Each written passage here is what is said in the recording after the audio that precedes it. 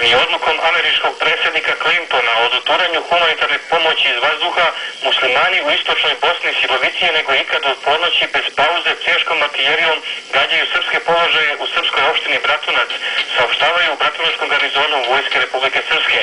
Muslimanski napadi najizraženiji su iz pravca Glogove, Kravice, Potočara i Konjević polja.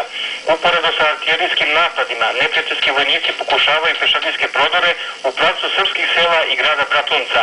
Iz Srebrenice prema Potočarima svakog sata stižu nove muslimanske formacije, pa se sukobi sve više rasplamsavaju. Muslimanski planovi su nam jasni, izjavio nam je danas potpukovnik Slavko Ognjenović, komandant Bratunačkog garnizona Vojske Republike Srpske. Neprijateljske formacije, dodaje Ognjenović, žele da okupiraju sva srpska sela pored Drine od Ruda do Zvornika, što podrazumijeva uništavanje svega što je srpsko. Potpukovnik Ognjenović nastavlja da ih u tome nažalost podržava i Vers Ovenov plan po kojoj im se poklanja dosta teritorija koje nikada nisu bile muslimanske. Komandant Bratunačkog garnizona Vojske Republike Srpske zaključuje da će srpski vojnici zaštititi svoja naselja uz napomenu da uprkos višednevnoj neprijateljskoj ofanzivi ne dozvoljavaju ni najmanja iznenađenja. Na svaki napad neprijatelja vojnici Republike Srpske odgovaraju kao i proteklih dana blagovremeno, snažno i precizno. U srpskoj opštini Skevani danas je mirno, očekuje se do večera zaraćene strane putem takozvanog vrućeg telefona ugovore razmenu zarobljenih.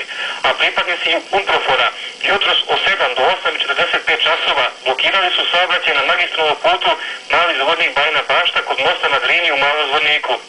Prema rečima Ratka Vidovića, načelnika odeljenja javne bezbednosti MUP-a Srbije u Malom Zvorniku, kolona UNPROFOR-a od juče kod mosta na Drini čeka da pređe na levu obalu Drine. Budući da su parkirani zauzeli jednu traku, saobraćaj se otežano odvija. Međutim, sinoć su navodno Zoe Vidović popravljali kamion koji je stao tako da je bukvalno saobraćaj paralisan. Tek posle upozorenja kamion su pomerili u stranu. Jutro su 7:45 isto su učinili, pošto su strane radnika MUP-a više puta upozoreni da vozilo popravljaju na nekom od obližnjih parkinga iz otvorena negodovanja brojnih građana, pripadnici UNPROFOR-a prislali su tek u 8 časova i 45 minuta da deblokiraju put. Saobraćaj je posle toga ponovo obnovljen.